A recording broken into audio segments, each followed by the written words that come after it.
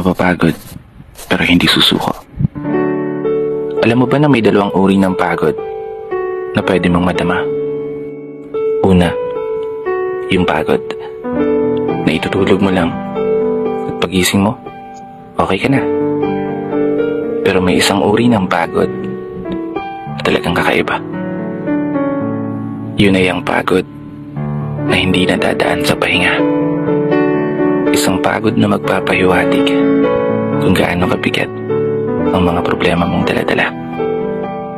Pagod na magpapanginig ng mga luha sa mata. Pagod na magdidikta sa'yo para sabihin ayaw mo na. Mapapatanong ka na lang talaga, saan nga bang direksyon ng aking mga paa? Mga paang tila pagod na sa kakahakbang. Mga paang ngimay na sa kada tapak sa baitang ng hagdan.